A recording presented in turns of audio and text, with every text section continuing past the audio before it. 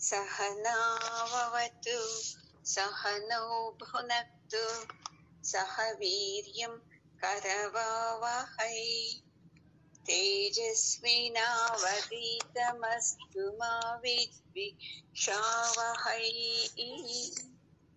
ओम शांति शांति शांति।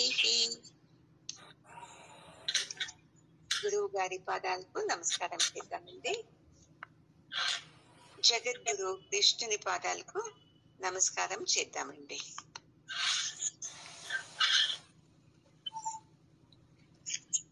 ఈరోజు 48వ శ్లోకము. యోగకర్మాణి సంగం త్యక్త్వా ధనంజయ సిద్ధ్య సిద్ధ్యో సమో భూత్వా సమత్వం యోగ ఉచ్యతే. లాస్ట్ శ్లోకంలో చెప్పారు, నీవు నీ కర్మ ఇది, నేను చేయాల్సింది అని నీవు ఏం ఫలం అపేక్షించకుండా యుద్ధం చేయమని చెప్పాడు. అర్జునునికి ఇదేంది ఇలా అంటున్నాడు అని ఆశ్చర్యం అవుతుంది. నీకు కర్మ చేసేకి మాత్రం అధికారం ఉంది. ఆ ఫలం ఇలాంటిదే కావాలి అని నీవు అనుకోకూడదు. నీకు ఆసక్తి ఉండకూడదు. అయ్యో ఇలా చేస్తున్నానే, నాకు అది కావాలి ఇది కావాలి అనుకోకుండా నువ్వు నువ్వు కర్మ చెయ్యి అని చెప్పాడు కదండి. అర్థం కాలేదు అర్జునునికి. అందుకే మళ్ళీ ఈ శ్లోకంలో చెప్తున్నారు, దాన్ని ఇంకొద్దిగా చెప్తున్నారు. చూడు ధనంజయ, ఎంత బాగా చెప్తారు చూడండి. నీవు ఏదే పని చేస్తావు కదా, దాంట్లో నీవు ఇలాంటిదే నేను అనుకున్నట్టే జరగాలి అనేది వదిలేసేసేయి. అప్పుడే చూడు అర్జున, నువ్వు సంతోషంగా ఉండగలుగుతావు కదండి. సమత్వ బుద్ధి ఉండాలి మనకు మనసులో. సమత్వం యోగ ఉచ్యతే అని చెప్తున్నాడు పరమాత్ముడే. యుద్ధంలో నీవు గెలిచినా సరే ఓడినా సరే, అయితే నువ్వు యుద్ధం చేయాలి. చూడండి ఎంత బాగుంది. అలాగే మనము అంతే, ఆ పని సక్సెస్ కావచ్చు, సక్సెస్ కాకపోవచ్చు, వేరే వేరే కొన్ని పనులతో. అది వదిలేసేయండి. ఇంట్లోనూ అంతే, మీరు ఏమి చేసినానో దాంట్లో మీరు ఏది అపేక్షించకుండా మీరు చేసుకొని పోయారంటే మీరు మీ బుద్ధి సమత్వంలో ఉన్నట్టే లెక్క. చూడండి,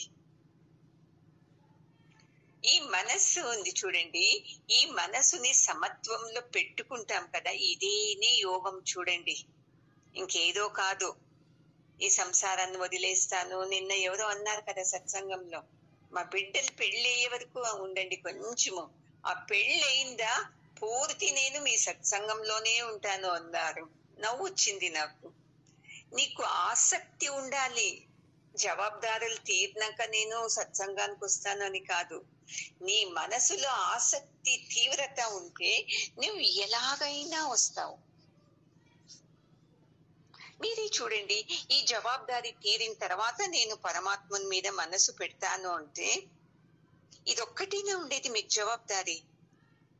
ఒకదాని తర్వాత ఒకటి, తర్వాత ఒకటి పెళ్లి అనేస్తారు.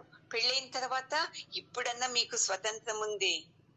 పెళ్ళైన తర్వాత ఉంటుందా అండి? ఇంటికి అల్లుడు కోడలు వచ్చిన తర్వాత అర్థమే కాదు మనుషులకి అది. అప్పుడైతే ఫ్రీ అవుతాం మేము అనుకుంటారు, అసలు కాదు. అందుకే అర్జున, నీవు ఏం పని చేసినా నీవు ఏది అపేక్షించకుండా చెయ్యి, ఇది నీకు మంచిది. ఎందుకంటే అర్జునుడు అదే కదా అంటుండేది, నేను యుద్ధం చేశానంటే వాళ్ళు చనిపోతారు, వాళ్ళు చనిపోతే కర్మ వస్తుంది, ఇలా అపేక్షిస్తున్నాడు కదా. ఇది అవుతుంది, వాళ్ళు దుఃఖిస్తారు, వీళ్ళకు పితృలోకం దొరకదు, వీళ్ళకు పిండాలు పెట్టే వాళ్ళు ఉండదు, ఏదేదో యోచిస్తున్నాడు. ఇలా యోచించకుండా నీవు ఊరికే పని చెయ్యంతే. ఆ ఫలము ఎవరి చేతిలో ఉంది? పరమాత్మని చేతిలో ఉంది. అందుకే మనము అంతే, ఏది చేసినాను నేను గెలుస్తానా, నేను ఓడిపోతానా, నన్ను అందరూ మెచ్చుకుంటారా, మెచ్చుకోరా, ఇవన్నీ వదిలేసేసి ఎవరైతే పనులు చేస్తారో చూడప వాళ్ళే యోగులు అని ఎంత బాగా చెప్పేసి చూడండి. ఇలా మనసుని ఎవరు స్థితంగా పెట్టుకుంటారో అదే నిజమైన యోగం అర్జున, నీకు అర్థం అవుతా లేదు అని చెప్పాడు చూడండి. ఎందుకంటే మనకందరికూను దేంట్లో ఉంది అటాచ్మెంట్? మనం చేసే పనుల్లో. అటాచ్మెంట్ లేకుండా మనం ఏది పనులు చేయం కదండి. పొద్దున్నే లేస్తే అయ్యో తొందరగా లేయాలి, ఇంట్లో వాళ్ళు ఏమనుకుంటారో, ఇంకా వంట చేయలేదే అని చేస్తాము. అటాచ్మెంట్ చూడండి. అయ్యో మా ఇంట్లో అసలు తినరండి, రుచిగా చేయాలి అని తిట్టుకుంటూనో ఏదో రుచిగా చేసేకపోతాం. అటాచ్మెంట్. ప్రతి పనిలోనూ మనం అటాచ్మెంట్. అయ్యో తొందరగా కసూర్చి పూజ చేయాలి, లేదంటే తప్పు అవుతుంది. ఇలా అన్ని పనుల్లోనూ మనము అటాచ్మెంట్ పెట్టుకుంటాము. అది పెట్టుకోరాదు అని పరమాత్ముడు చెప్పేది చూడండి. ఇది నా కర్తవ్యము అని చేయండి మీరు. అలాగే అర్జున, యుద్ధం చేయటం నా కర్తవ్యము, నా క్షత్రియ వంశుని లక్షణం ఇది అని ఇలా చేయాలి మనము. అవుతుందా అండి మనకు? ఏం లేదు. కానే కాదు. మనకు ఏ పని చేయనా వంట మా ఇంట్లో అతనికి ఇష్టము అందుకే ఇది చేశాను, మా బిడ్డలకు అది ఇష్టము అందుకే ఇది చేశాను, వాళ్ళకి ఇష్టం లేదు అందుకే ఇది చేయటం లేదు. ప్రతి ఒక్క దాంట్లోనూ అటాచ్మెంట్. అందుకే మనకు చాలా దుఃఖాలండి. ఎందుకు చెప్పండి? ఎక్కడ అటాచ్మెంట్ పెట్టుకుంటామో అక్కడ ప్రతి తూరి మనల్ని పెట్టరు ఎదుటి వాళ్ళు. ఎప్పుడో ఒక తూరి వెరీ గుడ్ బాగా చేసావంటారు, కానీ ప్రతి తూరిను ఊరికే ఉంటారు. మనము చూడు ఇంత కష్టపడి చేశాను పనిని, ఏది ఒక్క తూరు కూడా వాళ్ళు మెచ్చుకోలేదే నన్ను అని చెప్పేస్తాము. అందుకే పరమాత్ముడు ఈ శ్లోకంలో అర్జునునికి బాగా వెళ్ళాలి మనసులోకి. నేను యుద్ధం చేస్తే ఇలా అవుతుంది అనేది వదిలేసేసి ఉత్త యుద్ధం చేయాలి, ఇది నా కర్తవ్యం అని చేయమని చెప్తున్నాడండి. అందుకే ప్రతి మనుషులు అంతే చూడండి, పని చేయాల్సిందే. మళ్ళీ పని చేస్తే రెండోది అయ్యో ఇలాగే జరగని అని అపేక్షించకూడదు. వంట చేస్తుంటాము, బాగా చేయాలి ఈ రోజు, నేను బంధువులంతా మెచ్చుకోవాలి అంటే ఏదో కొద్దిగా వచ్చిన వాళ్ళందరికీ నచ్చుతుందా అండి? మనకు నచ్చినట్టు ఇంకొకరికి నచ్చదు. వాళ్ళు ఏమంటారు అప్పుడు? అయ్యో దీంట్లో ఇంకొద్దిగా పులుపు ఉండాల్సిందే, బాగుండే అన్న వెంటనే మన మనసు ఏమవుతుంది? అలాగే కిందికి వెళ్ళిపోతుంది. అది కాదు, వాళ్ళు బాగుంది అని చెప్పినా బాగలేదు అన్నాను, అలాగా అండి బాగలేదా, సర్లేండి ఇంకొకరు ఇంకొక రకంగా చేస్తాను అనేస్తే అన్న వాళ్లకు సిగ్గవుతుంది. ఎప్పుడు ఎవరింటికన్నా భోజనానికి పెడితే పేర్లు పెట్టకుండా తిని రావాలి మనం కదండి. మనం ఏం చేస్తాము, వేరే వాళ్లకు పేర్లు పెడతాము. అయితే మన ఇంటికి వచ్చినప్పుడు మనకు ఎవ్వరు పేర్లు పెట్టకూడదు, ఇది మన రూల్స్ కదా. అందుకే మనకు దుఃఖం అండి ఎప్పుడూను. అందుకే పరమాత్ముడు బాగా చెప్తున్నాడు చూడండి, ప్రతి ఒక్కరూ కర్మ అంటే పని చేయాల్సిందే. మళ్ళీ ఆ పనిలో నాకు మంచిదే కానీ సక్సెస్ కానీ అనుకోకుండా చేయాలి. మళ్ళీ పని చేయకోకుండా సోంబేరిగాను కూర్చోకూడదు. చూడు అర్జున, ఇప్పుడు అర్జునునికి ఇండైరెక్ట్ గా చెప్తున్నాడు. ఎందుకంటే నేను యుద్ధం చేయను అంటున్నాడు కదా. అందుకే ప్రతి ఒక్కడు కర్మ అంటే పని. ఇప్పుడు అర్జునుని పని ఏమి యుద్ధం చేయటము. నేను యుద్ధం చేయను అని సోంబేరిగా కూర్చోకూడదు అర్జున. ఎంత బాగా చెప్తున్నాడు చూడండి. ఎవరైతే ఇవన్నీ తెలుసుకుంటారో చూడు, వాళ్ళ మనసు ఎప్పుడు సమస్థితిలో ఉంటుంది చూడండి. సుఖం రాని, దుఃఖం రాని, ఏ సందర్భం రాని, ఎవరి మనసు సమత్వంగా ఉంటుందో వాళ్ళు యోగిలు. బాగా అర్థం చేసుకోండి. యోగి అంటే సంసారాన్ని వదిలేసి సన్యాసత్వం స్వీకరించి ఎక్కడో ధ్యానం చేస్తూ ఏదో తింటూ ఉంటే వాళ్ళు యోగి కాదండి. ఏ ఘటన జరిగినా దానికి విచలితుడు కాకుండా, మంచిదైతే ఎక్కువ సంతోషించి అహంకారం పడటం నా నుండి అయింది అని, చెడ్డదైతే వాళ్ళ నుండి అయింది వీళ్ళ నుండి అయింది అని దుఃఖిస్తూ కూర్చోవడం, ఇవి రెండు చేయకుండా సుఖ దుఃఖాలు రెండన్నీ సమంగా ఎవరైతే స్వీకారం చేస్తారో అర్జున, వాళ్ళే యోగి అని చెప్తున్నారు. ఎందుకంటే అర్జునుడు చెప్తున్నాడు కదా, యుద్ధం చేస్తే అలాగవుతుంది ఇలాగవుతుంది, మా గురువు చనిపోతారు, కర్మ వస్తుంది, పాప వస్తుంది. ఇవన్నీ ఇలాంటి సంఘాలన్నీ విడిసి చేయాలి. ఆ పనిలో నీకు తిరస్కారము రావచ్చు, పురస్కారము రావచ్చు. ఇలా చేశారంటే మనకి ఎప్పుడు దుఃఖం రాదు. చూడండి ఒక అతను ఉంటాడు. అతను బాగా కవనాలు రాస్తాడు. ఏమని, అయ్యో పొద్దున్న సూర్యుని కిరణాలు బంగారులాగా కనిపించింది, పూలు ఎంత బాగుంది, ఏదేదో రాస్తాడు. ఆ కవిత అందరికీ నచ్చుతుంది. అందుకే అతను ఏం చేస్తాడు, ఫ్రెండ్స్ చెప్తాడు, దీన్ని ప్రైజ్ కి ఎక్కడన్నా ప్రైజ్ ఇస్తాము అంటారే, కథల పోటీ, కవనల పోటీ, అందుకు పంపించు అంటే ఇతను ఖుషీగా పంపిస్తాడు. ఎందుకు, అందరూ మెచ్చుకుంటున్నారు ఎంత బాగా రాశావు అని. ఆ కవిత పోటీల్లో ఇతనుకు థర్డ్ ప్రైజ్ కూడా రాదు. చూడండి, అప్పుడు ఏమైతుంది, దుఃఖిస్తాడు. ఇంత బాగా రాశానే నేను, ఎంత వర్ణించి రాశానని, నాకెందుకు ప్రైజ్ రాలేదు అని. అతనుకు తెలీదు, ఇలా సూర్యుని కిరణాలు బంగారు రంగులు రావాలంటే పరమాత్ముని కరుణ. ఇలా పూలు ఎంత సౌందర్యంగా వికసిస్తుంది అంటే అది పరమాత్ముని కరుణ. నేను దాన్ని వర్ణించేది ఏమీ లేదు అని ఇతనుకు ఎప్పటికీ అర్థం కాదు. అర్థం అవుతుందా అండి? మనకి ఇంతే తెలిసింది. ఎంత కష్టపడి పొద్దున్నే లేసి పని చేశాను తెలుసా అనేస్తాము. పొద్దున్నే లేసేకి నీకు మనసు ఇచ్చింది ఎవరు? పరమాత్ముడే కదా ఇచ్చింది. పొద్దున్నే లేసేకి మనసు ఇచ్చింది పరమాత్ముడు. లేచి ఎంత ఉత్సాహంగా పనులు చేసేదానికి మనసు ఇచ్చింది పరమాత్ముడు. అంత బాగా పనులు చేసేదానికి శక్తి ఇచ్చింది పరమాత్ముడు. ఇవి ఏమి మనకు అర్థమే కాదు. నేనెంత తొందరగా లేచి కష్టపడి పని చేశాను, చూస్తే ఎవ్వరూ నన్ను మెచ్చుకోరు అని చెప్పేసేస్తాము. ఇలా అపేక్షిస్తూనే మనము ప్రతి పనులు చేస్తాము. అందుకే మనకు సుఖ దుఃఖాలు కలుగుతూనే ఉంటది.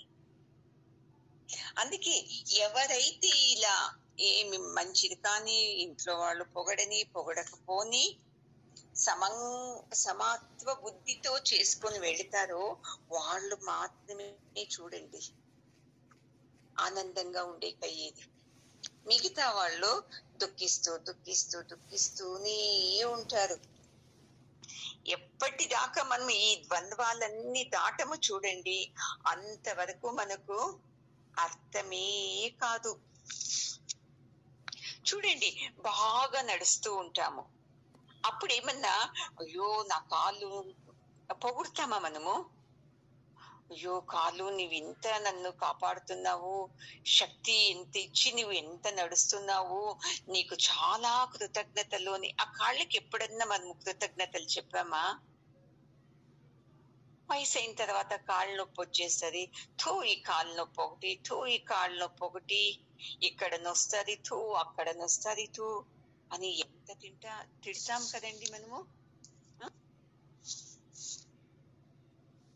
పాపము ఆ కాలు ఎంత దుఃఖించదు. నేను బాగున్నప్పుడు పొగడలేదు నన్ను. అయ్యో నీ నుండి నేను ఇంతంతా చుట్టేశాను, ఇన్ని పనులు చేశాను అని. ఇప్పుడు కాళ్ళ నొప్పి వచ్చిన వెంటనే కాలు నొప్పి, నాకు కాలు నొప్పి, ఇంకేదీ లేదండి నాకు, ఇది ఒక్కటే దరిద్రం, ఈ కాళ్ళు నొప్పి ఉందండి, నడుము నొప్పి ఉందండి. ఎంత తిట్టేస్తాము. మన అంగాంగాలు మనం అనే మాటలకు అంత దుఃఖిస్తుంది చూడండి. అంత దుఃఖంలో ఉన్నప్పుడు మనం ఆరోగ్యంగా ఉండే అవుతుందండి.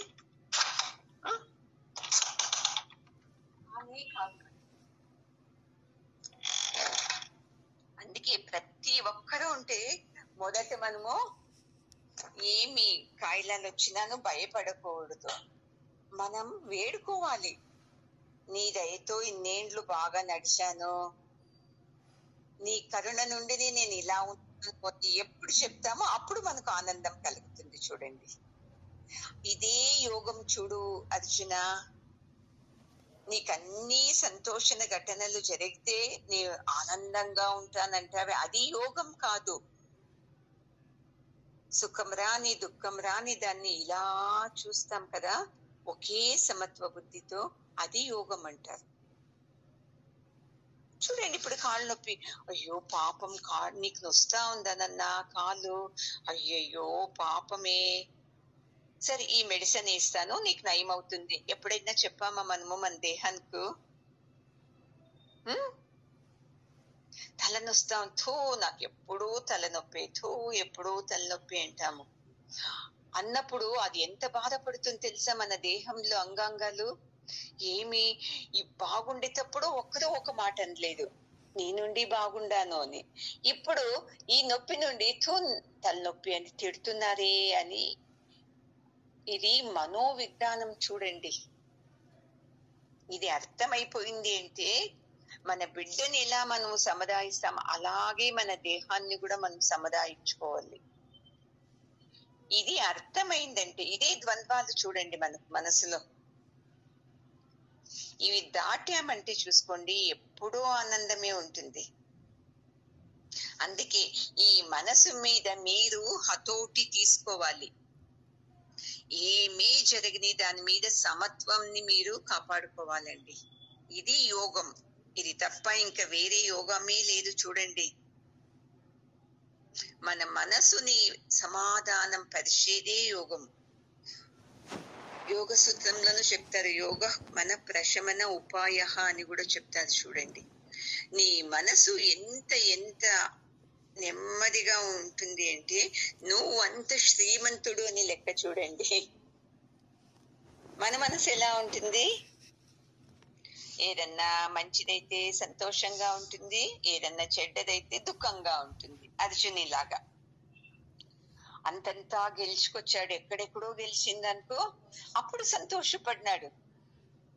ఇప్పుడు యుద్ధం చేయాలి వీళ్ళ పైన అన్నప్పుడు ఏం చేస్తున్నాడు? దుఃఖిస్తున్నాడు. ఇవి రెండు వదులుకోవాలి. నా కర్తవ్యం ఏంటి, అది నేను చేస్తున్నానా లేదా అని తెలుసుకొని చేయాలి చూడండి. అప్పుడు ఆనందంగా ఉండడానికి సాధ్యమవుతుంది అని చెప్తున్నారు. అందుకే ఇంకొక మాట చెప్తారు గురువు గారు ఎప్పుడూను, నాకు ఏం పని చేసినానో నాతో ఒక్క నిమిషంలో చేసేస్తాను నేను, నాకు ఇది కొట్టిన పిండి, ఇలా అహంకారంతో ఉండకూడదు. ఎన్ని తెలిసిందానో అయ్యో నాకు తెలీదండి అని ఇలా సాత్వికంగా ఉండాలి. మనకేంది నన్ను అందరూ పొగడాలి అని నేను అది చేస్తా ఇది చేస్తా నా నుండి అంతా అవుతుంది అని ఉంటుంది. ఇది తప్పు అని చెప్తున్నారు. మనకు ఏమి పని ఇచ్చారో, కుటుంబంలో ఏముంది బయట ఏముందో దాన్ని ఏం చేయాలి, ఏది అపేక్షించకుండా చేసి చూపించాలి. మనం ఏం చేస్తాము, నేను ఫ్రీ ఉంటే చేస్తాను, నాకు పని ఉంటే నాకు చేయడానికి కాదు ఇలా మనము సోంబేరి అయిపోతాం చూడండి. నీకు ఫ్రీ ఉన్నా పని ఉన్నా అది సంబంధం లేదు. నీకు పని చెప్పారంటే నీవేం చేయాలి? దాన్ని చేసి చూపించాలి. అప్పుడే అనిపిస్తుంది, అయ్యో ఏందప్ప వీడుకు ఇలా చెప్పామో లేదో అలా చేసేసారే అని. మనము మన టైం చూసుకొని మనకు అనుకూలం ఉన్నప్పుడు చేస్తాం. ఎంత సోంబేరీలు చూడండి మనము. దీన్ని ఏమంటారు, శిస్తు అన్నది చూడండి.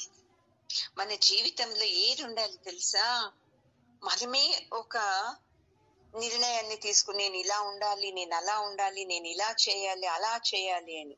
అయితే మనం ఏం చేస్తామో, అయ్యో నేను ఇలాగే అండి, నేను ఇలాగే అండి, నాతో కాదండి, మనమే ఫిక్స్ అయిపోతాం. అర్జునుని లాగా, నాకు యుద్ధం చేసే కాదు, నేను చేయను, నాకు వద్దు, ఇలాగే సోంబేరీలు మనము అయిపోతాం. అలా ఉండకూడదు. ఎప్పుడూనూ ఉత్సాహంగా ఉండాలి. ఉత్సాహంగా ఉండేవాళ్ళు ఎప్పుడైనా ఏడిసేది, బేజారు పడేది చేస్తారా అండి? చూడు అర్జునుడు ఇప్పుడు ఎంత వీరుడు వాడు. అలాంటి వాడు ఏడుస్తూ కూర్చొని నేను యుద్ధం చేయను బాబో అంటున్నాడు. అంటే మనసు మీద సమత్వం లేదు తనకు. బుద్ధిలో శక్తి లేదు, మనసులో శక్తి లేదు. చేతి బలంలో శక్తి ఉంది. చేతి బలంలో శక్తి ఉండాలి. అయితే ఎక్కువ దేంట్లో శక్తి ఉండాలి? మన బుద్ధిలో శక్తి ఉండాలి, మన మనసులో సమత్వం ఉండాలి. చూడండి, అప్పుడు పనులన్నీ చేసేకవుతుంది. అయ్యో నాతో కాదండి, నేను పని చేస్తే అలసిపోతాను, తింటే అలసిపోతాను, ఇలా సోంబేరిగా అర్జునిలాగా ఉంటాము. అందుకే మనము ఇలా ఏడుస్తూ కూర్చొని ఉంటాము. అర్జున్కి అంత చెప్పినాను, ఏదో చెప్తున్నాడులే అని ఇలానే చూస్తాడు కృష్ణుణ్ణి. అప్పుడు కృష్ణుడు ఇంకొక శ్లోకం చెప్తాడు చూడండి. దూరేణ హ్యవరం కర్మ బుద్ధియోగాత్ ధనంజయ బుద్ధౌ శరణమన్విచ్చ కృపణాః ఫలహేతవః. చూడు అర్జున, నీవు బుద్ధి ఉపయోగించి ఏదైనా నువ్వు పని చేయవు అంటే అది చాలా నికృష్టపు పని, చూసుకో అని చెప్పేసి చూడండి. అందరినూ తిడుతున్నాడు, మనల్ని అందరినూ. ఎందుకంటే మనం ఇదే కదా, తింటే నాకు ఆలస్యం వచ్చేస్తుంది, నిద్ర వస్తుంది, తింటే నాకు పని చేసేయడం కాదు, నేను ఎక్కువ పారాడితే నేను అలసిపోతాను, నేను నైట్ అంతా మేలుకొనేకి కాదు, ఇలాగే నెగటివ్ గానే మాట్లాడుతూ ఉంటాము. బుద్ధి ఉపయోగించి అవును అందరూ పని చేస్తారు, నాకెందుకు నాకు అలసట వస్తుంది, అందరూ తింటేను ఎంత యాక్టివ్ గా ఉంటది, నేనెందుకు అలా యాక్టివ్ గా ఉండను, నేనెందుకు నిద్ర ఆపుకోను, అందరూ ఎంత బాగా నిద్ర పోకుండా పని చేస్తారు, ఇలా మీలో ప్రశ్నలు వచ్చింది అనుకోండి, అప్పుడు అర్జునుడు ఎలా ఏడుస్తున్నాడో అలా మనము ఏడవమండి. జీవితంలో ఎందుకు కొంతమందిని అందరూ ఇష్టపడతారు అంటే వాళ్ళు ఇవన్నీ సాధించింటారు చూడండి. వాళ్లతో ఇలాంటి నెగటివే ఉండదు, తామసిక స్వభావం అంటారు. వాళ్ళకి ఏదో చేస్తే తింటిమి, పండుకుంటిమి, లేస్తిమి, ఇదే స్వభావాలు. అర్జునునికి ఇప్పుడు అదే వచ్చేసింది, నాకొద్దు, నాతో కాదు అని తామసిక బుద్ధి వచ్చేసింది.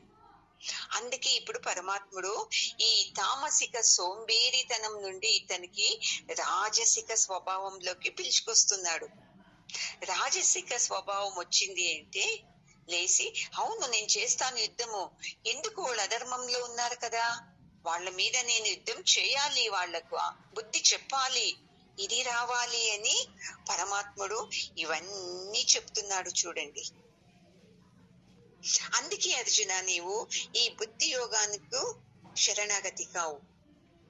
ఏదైనా పర్లేదు, నేను యుద్ధం చేస్తాను, నేను ఓడినా పర్లేదు, గెలిచినా పర్లేదు అని ఇలాగ నువ్వు చేయాలి. లేదు అంటే ఎప్పుడు ఇలా నేను చేస్తున్నాను ఈ పని, ఇలాగే కావాలి అన్నావంటే వాళ్ళు అయోగ్యులు అని చెప్తున్నారు చూడండి. ఎవరైతే ఫలాన్ని ఆపేక్షించి పనులు చేస్తారో వాళ్ళు అయోగ్యులు. మనమందరూ యోగ్యులా అయోగ్యులా అండి? సిగ్గవుతుంది భగవద్గీత ఏంటి, అయ్యో ఇలా చేస్తుంటినా నేను ఇన్ని రోజులు అని. ఆ కృపణ ఫలహేతవ అంటే జిపుణుడు. అతను ఎలా ఉంటాడు? తనకేం కావాలనో అంతనే తీసుకుంటాడు వాడు. వేరే వాళ్ళకి ఇంత కూడా ఇవ్వడు. ఎంత ఉన్నానో నాకే కావాలి నాకే కావాలి అంటారు. మంచిదా ఇది? ఇవన్నీ ఎవరి స్వభావాలు? మనుషులైన మన స్వభావాలు. మనకు పరమాత్ముడు ఎంత ఇచ్చినాను థ్యాంక్స్ చెప్పము. ఇంకా అది కావాలి, ఇంకా ఇది కావాలి. చూడు, మా బంధువుల ఇంట్లో వాళ్ళకి అది ఇచ్చావు, వాళ్ళ ఇంట్లో ఎంత తొందరగా పెళ్లి అయిపోయింది, మా ఇంట్లో పెళ్లి అయితా లేదు, మేమే ఇంకా ఇల్లు కట్టలేదు, మేమే ఇంకా ఏదేదో తీసుకోలేదు. వాళ్ళకు ఏముంది దాంట్లో సంతోషంగా ఉండే స్వభావం రావట్లేదు. ఇంకా కావాలి కావాలి అని ఎక్కువ లోభితనం చూపిస్తారు. పరమాత్మకి ప్రశ్నలేస్తారు. ఏం తప్పు చేశామని మాకు కష్టం ఇస్తున్నావు? ఎందుకు మమ్మల్ని సతాయిస్తున్నావు? అర్జునుడు అలా అని కదా అంటుండేది. ఎందుకు మాకు యుద్ధం చేయమంటున్నావు? మేము చేయము, ఇది అధర్మము కదా అని. ఈ బుద్ధి ఎవరికి ఉంటుంది చూడండి, ఎంత ఇచ్చినా చాలదు, ఎంత ఇచ్చినా చాలదు అని వాళ్ళు ఎప్పటికీ ఆనందంగా ఉండదు చూడండి. కృపణ అనేసే పరమాత్ముడు కేతుర. అలాంటి జిపుణులు మనమందరూను. చూడండి, కొంతమంది శ్రీమంతులు ఒక్క ఇచ్చేదానికి అంత వెనక ముందు యోచిస్తూ ఇస్తారు. మళ్ళీ ఇంకా కొంతమందిలు ఇస్తారు. ఇంకా కొంతమంది స్వభావము వేరే వాళ్ళతో లాక్కొనేడే. వాళ్ళు లేదు వీళ్ళు లేదు, వాళ్ళ ఇంటికి వెళ్ళామా, అయ్యో ఎంత కంజూస్ తెలుసా వాళ్ళు అని ఇస్తారు. అవును, మా ఇంటికి వచ్చినప్పుడు నేనేమి ఇచ్చాను అని ఒక్క తూరు కూడా యోచించరు వాళ్ళు. వాళ్ళకి ఏముందనో వేరే వాళ్ళ మీదనే ఉంటుంది కన్ను. ఎక్కడికి వెళ్ళినానో వాళ్ళు ఏమిస్తారు, వాళ్ళు ఎలా మాట్లాడతారు, ఇదే ఉంటది. కానీ మనం ఎలా మాట్లాడతాము, మన ఇంటికి వచ్చినప్పుడు మేమేమి ఇచ్చాము వాళ్లకు అనే ఉండదు చూడండి. మీరు ఈ ఒక్క మాటను బాగా జ్ఞాపకం పెట్టుకోవాలి చూడండి. ఎప్పుడు అంతే, మన చెయ్యి కిందికి వెళ్ళకూడదు. ఇవ్వండి అని ఇప్పించుకోరాదు. ఎప్పుడు ఎలా ఉండాలి, మన చెయ్యి పైకి ఉండాలి, తీసుకోండి అని ఇవ్వాలి మనము. ఇది చాలా పెద్ద శ్రీమంతనం చూడండి. ఇది నేర్చుకున్నారంటే మీకు ఎంత సంతోషం అవుతుంది తెలుసా అండి. ఇవ్వడం ఇవ్వడం ఇవ్వడం ఇవ్వడం ఎంత ఆనందము. మనకి ఏమైంది, రివర్స్, తీసుకోవడం తీసుకోవడం తీసుకోవడం. మీరు ఎంతెంత తీసుకుంటూ ఉంటారో ప్రకృతి ఏదో రూపంలో మీ నుండి అంత లాగేస్తుంది చూడండి. ప్రకృతి నియమం ఏం తెలుసా, నువ్వు ఇవ్వాలి తీసుకోవాలి. నేను ఇవ్వను ఉత్త తీసుకుంటాను అంటే కానే కాదు చూడండి. ఈ కృపణ బుద్ధి ఉండేవాళ్ళు ఎప్పుడూ ఆనందంగా ఉండరు అని చెప్తున్నాడు చూడండి. ఉంటారా అండి ఎవరన్నా మనసులో ఇలా జిపుడుతనం చూపించేవాళ్ళు ఆనందంగా ఉంటారా? వాళ్ళకు ఒక పైసా దానం చేయాలన్నా, ఒక పైసా ఖర్చు చేయాలన్నా వాళ్ళు చాలా దుఃఖిస్తూ ఉంటారు. ఎందుకప్పా, సంపాదిస్తాము సంపాదిస్తాము సంపాదిస్తాము, ఇదే వాళ్ళకి ఎప్పుడు ఉండేది చూడండి. మళ్ళీ వేరే వాళ్ళ పైన చెప్పేది, అయ్యో అలాగా ఇలాగా వాళ్ళ ఇంటికి పోతే ఉత్త నీళ్లు ఇస్తారు తాగడానికి, లేదు అంటే ఎంతసేపు కూర్చున్న తర్వాత ఏదో చిన్న ఇంత ప్రసాదం లాగా ఇస్తారు. ఇలా మాట్లాడతారు. నేనేమి ఇచ్చాను వాళ్లకు, మా ఇంటికి వచ్చినప్పుడు వాళ్ళకి అలాగే సత్కరించానా? ఎవరూ చేసి చూడండి. దానికి గురువు గారు ఒక కథ చెప్తారు. ఒకతను కాయగూరలు తేవడానికి మార్కెట్ కి వెళతాడంట. మార్కెట్ లో తీసుకుంటాడు. చాలా తక్కువ రేటు ఉంటుంది ఆ రోజు. ఓ తక్కువ రేటు ఉంది కదా అని 2 బ్యాగులోనూ తరకారీలు తీసుకుంటాడండి. ఇంక వస్తాడు బస్ స్టాప్, బస్సు ఉంటుంది. అది స్లోగా మూవ్ అయితా ఉంటుంది. అయ్యో బస్ లో కూర్చుంటే దానికి ఒక 10 రూపాయలు బస్ ఛార్జ్, ఇలా బస్సు వెనకలే నిదానంగా అలాగే వెళ్ళిపోవచ్చులే అని ఆ బ్యాగ్ పట్టుకొని ఆ బస్ వెనకలే అలాగే వచ్చేస్తాడంటే చూడండి. ఇంటికొచ్చి భార్యతో అంటాడంట, ఏ చూసావా 10 రూపాయలు బస్ ఛార్జ్ నేను మిగిలించేశాను, బస్సు వెనకలే వచ్చేసాను, అది స్లోగా వస్తా ఉన్నింది, నేను కూడా స్లోగానే వచ్చేసాను, చూడు 10 రూపాయలు మిగిలించేశాను, నీవు చూస్తే డబ్బులే ఖర్చు చేస్తావు అని. అప్పుడు భార్య అంటారంట, మీరు బస్సు వెనకలు ఎందుకు రావాలండి, కారు వెనకల ఫాలో చేసుకొచ్చింది ఇంకా స్పీడ్గా వచ్చేస్తా ఉంటుంది కదా ఇంటికి, అప్పుడు ఇంకా ఎక్కువ డబ్బులు మిగిలిస్తా ఉంటుంది కదా అని ఎంత బాగా చెప్తారు చూడండి. బస్సుకైతే 10 రూపాయలు కదండి, కార్లో రావాలంటే 100 రూపాయలన్నా ఇవ్వాలి. అందుకే మీరు కార్ను ఫాలో అయ్యి వచ్చేసింటే మీకు ఇంకా 100 రూపాయలే మిగులుతా ఉండింది కదా. ఇలా మనం ఏం చేస్తా ఉండము జీవితంలో, కూడబెట్టడం ఊరికే ఆనందము. చూడండి ఆ పాత కాలం వాళ్ళు ఉంటారు, వాళ్ళు తినరు, ఇంట్లో వాళ్లకు తినడానికి ఇవ్వరు.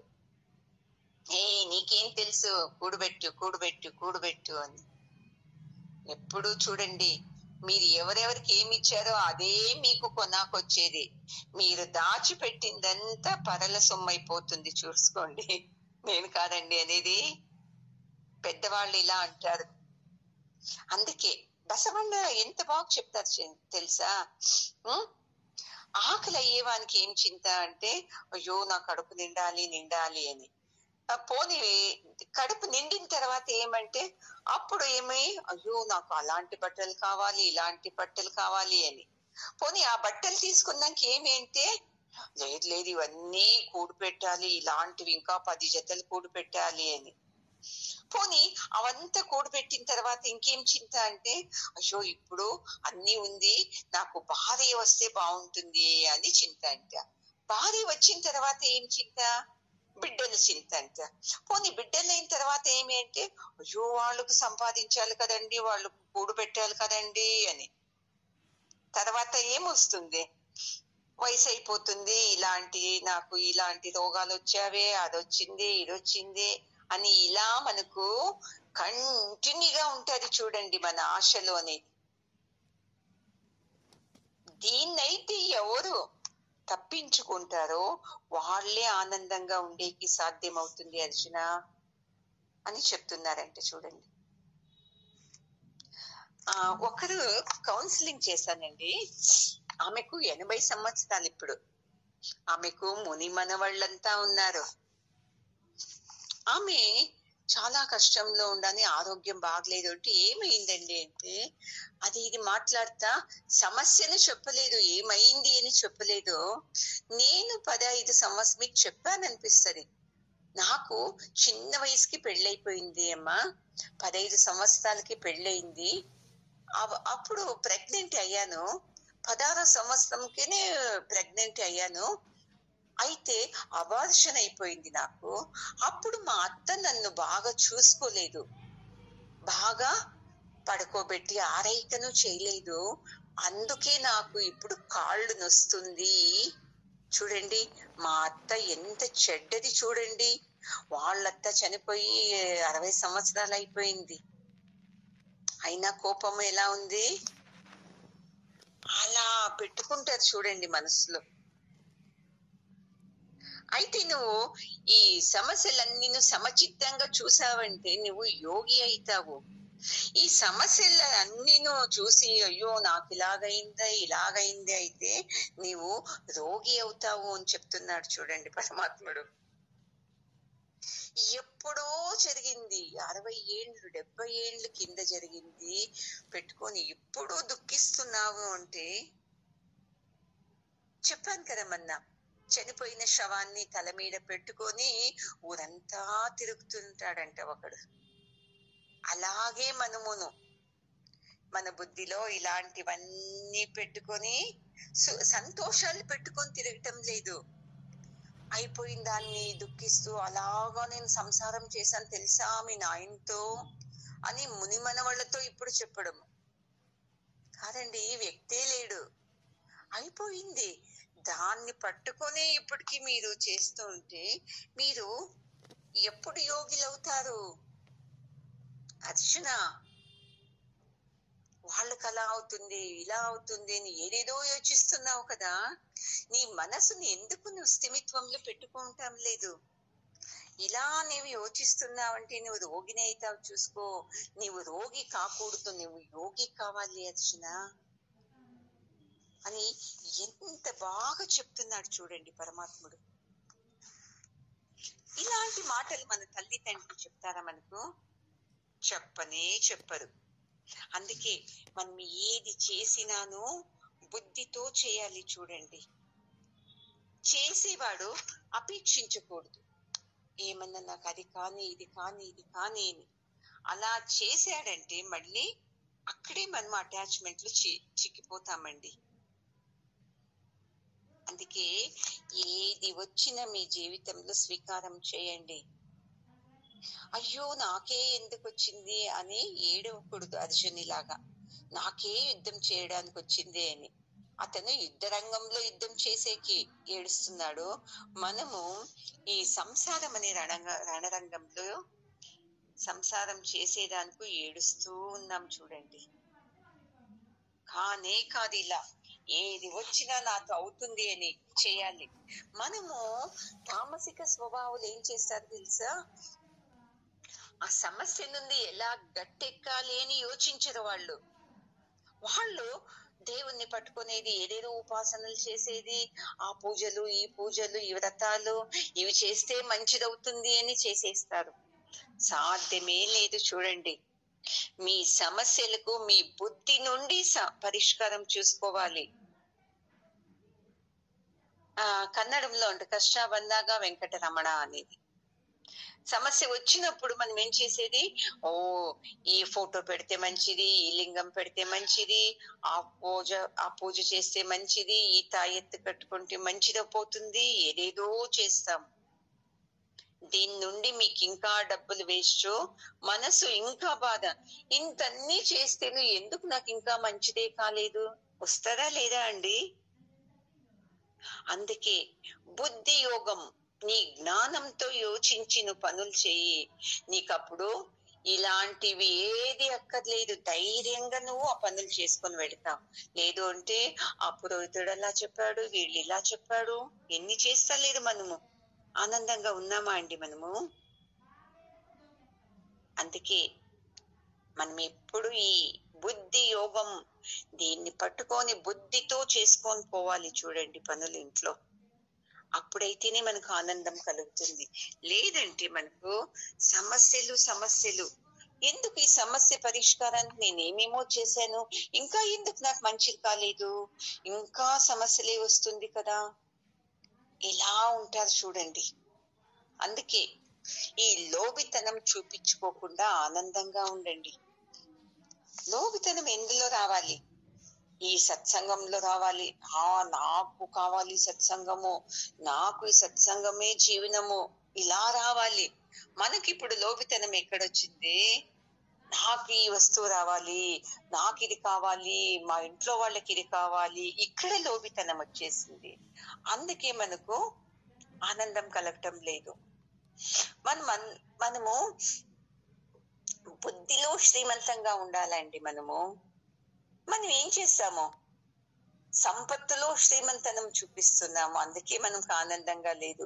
బుద్ధిలో ఎవడైతే సూక్ష్మంగా శ్రీమంతుడుగా ఉంటాడో వాడు ఎప్పుడు ఆనందంగా ఉంటారు. అందుకు గురువు గారు ఒక ఎగ్జాంపుల్ చెప్పారండి. వాళ్ళ ఆశ్రమంలో ఒక అతను పని చేస్తున్నాడంట. అతనుకు 4 బిడ్డలు. ఆ గురువు గారు ఒక తురి చెప్పారంట, చూడు నీకు కావలిస్తే ఒక బిడ్డకు ఫీజు సహాయంకు ఎవరినన్నా కనుక్కొని ఇస్తాను. ఎందుకంటే గురువు గారు ఇలా ప్రతి సంవత్సరము విద్యాదానం వాళ్ళు వీళ్ళతో ఇప్పించుకొని ఇస్తూ ఉంటారు. అలా ఇతని కష్టం చూసి అడిగితే అతను ఏం చెప్పాడంటే తెలుసా అండి, నాకెందుకండి మీరు ఫీజు ఇచ్చేది, నేను కష్టపడుతున్నాను కదా, నా కష్టపడిన డబ్బుల్లో ఎంత ఉంటుందో అంతనే ఇచ్చి నేను చదివిస్తానండి.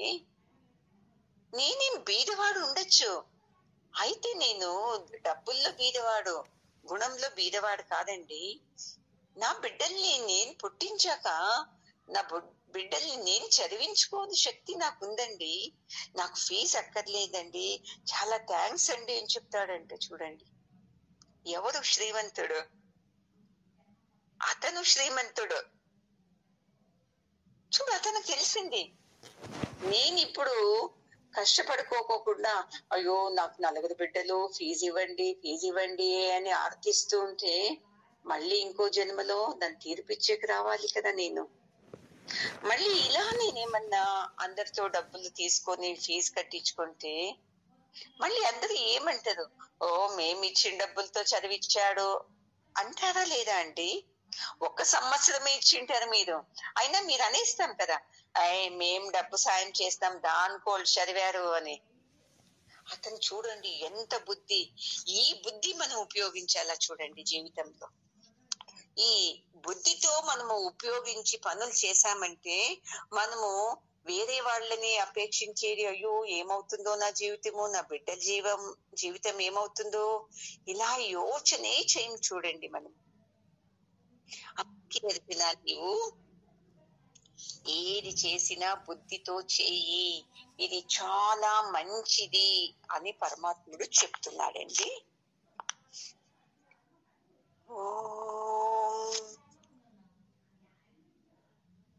పూర్ణమదః పూర్ణమిదం పూర్ణాత్ పూర్ణముదచ్యతే పూర్ణస్య పూర్ణమాదాయ పూర్ణమేవావశిష్యతే.